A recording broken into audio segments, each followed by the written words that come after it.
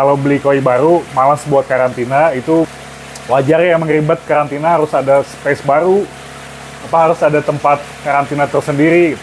Nah, buat mencegah biar nggak terjadi bakteri crash tadi di kolam, bisa terjadi hal-hal yang tidak diinginkan. Ikan koinya jadi sakit, jadi malah bisa banyak yang mati. Apa sih yang terjadi dengan bakteri crash ini? Kita akan bahas sepenuhnya di video kali ini.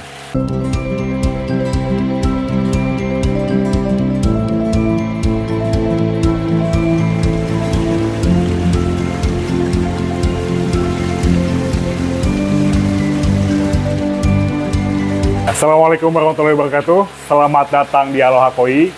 Hari ini kita mau masukin ikan koi baru ke karantina dari dua tempat yang berbeda, dua breeder yang berbeda.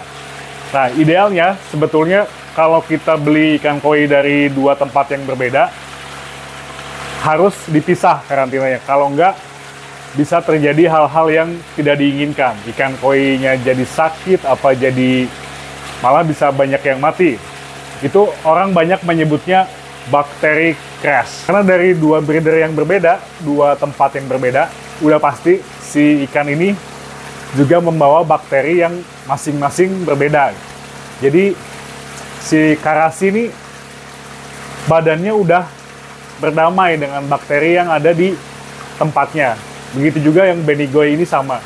Tapi ketika mereka diketemuin, Benigoy ini bisa terserang sama bakteri yang dibawa sama karasi. Begitu pula sebaliknya. Akhirnya tadinya kedua ikan ini yang dua-duanya sehat, tapi terserang oleh bakteri yang lain yang tidak biasanya, bisa jadi sakit.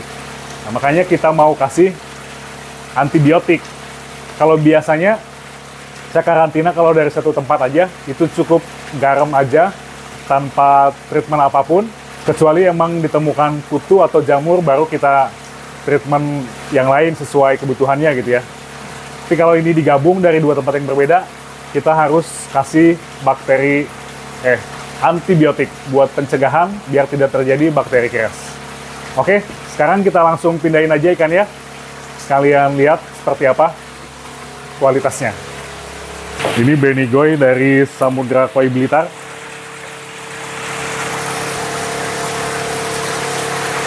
Campur dulu airnya biar biar penyesuaiannya, adaptasi.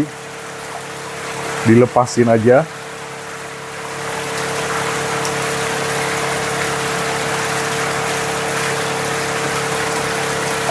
Oke, mantap. Ini satu udah merah banget, yang dua merah juga, cuma belum terlalu.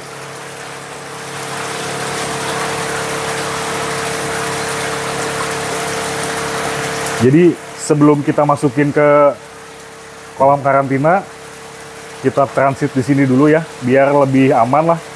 Jadi air yang di kantong pengiriman itu nggak akan ada yang kebawa ke sini. Sebelum kita buka, udah kita apung, kita aklimasi dulu biar penyesuaian suhu. Kurang lebih tadi 10-15 menit. Ya sama ya, campur dulu.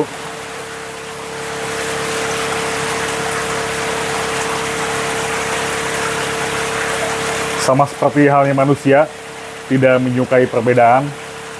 Jadi butuh adaptasi buat memasuki perubahan yang baru, kondisi yang baru. Merah-merah banget.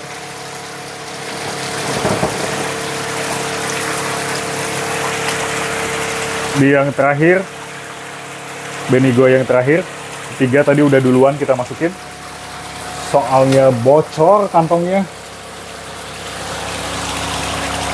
Ganteng ya.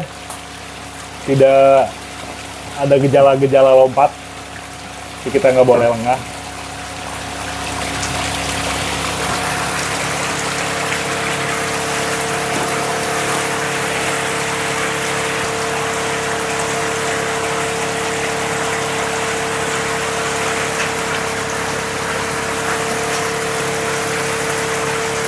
Oke, udah Benigoynya semua. Jadi ya itu juga. Ini karasi dari breeder karasi Gendrin Kondang Indonesia ya, Bima Raditya. Was. Kalau ada yang belum tahu, jadi terkenalnya di size yang belum terlalu besar, udah bisa bodinya udah bisa jadi, itu udah jadi bagus banget. Dan kemarin saya keeping dari size 35 setahun lah, itu jadi size 60, jadi bisa besar juga, bisa tumbuh besar juga gitu. Bagus lah. Campur juga. Nah.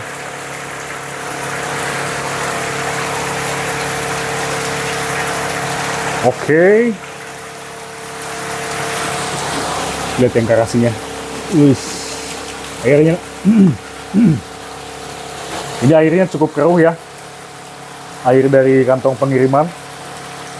Tentu saja tidak ideal, mengandung banyak amonia. Oke, ini udah cukup. Langsung aja kita pindahin ke bak karantina. Pasti kita pindahin tanpa pakai serok. Karena kalau pakai serok, udah pasti bagian bawah ikan jadi luka. Minimal lecet lah. Parahnya lagi bisa sampai sisiknya lepas, itu yang kita nggak mau. Karena dengan adanya luka,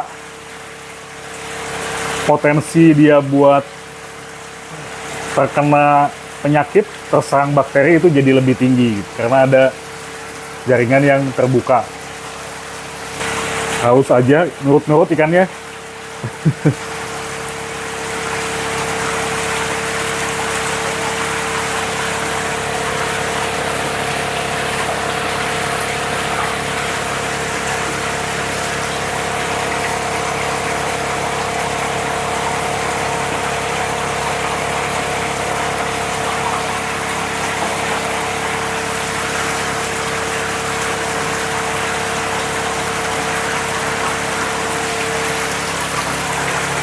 Oke, ini semuanya udah 14 ekor. Udah masuk bak karantina. Tampak tenang. Pompa nyala. Aerator cukup kencang ya. Jadi ini filtrasi juga bukan cuma mekanis. Filtrasinya sama kita kayak filtrasi di kolam pembesaran, sama ada mekanis, ada biologis. Jadi kalau mekanis aja bersih, iya, tapi kan pengolahan amonia perlu filter biologis gitu. Oke, ini udah masuk. Sekarang kita mau kasih antibiotik.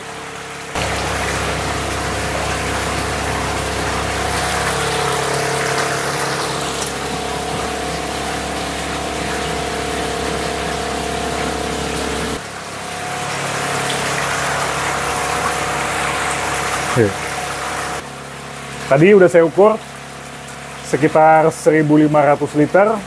Saya kasih dosis pencegahan ini sebesar 1,5 gram berarti. Ini saya pakai Hydroflox, tapi kalau mau pakai yang lain juga bisa. Saya pernah pakai itu Amoxcure, itu bagus juga, ampuh. Ini stoknya masih banyak Hydrofloxnya, jadi kita pakai yang ada ya.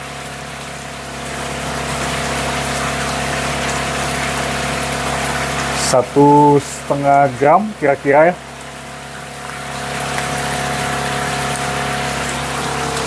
Satu setengah gram, jadi dikira-kira tapi ada patokannya gitu, bukan asal. Kita campur air dulu biar lebih merata.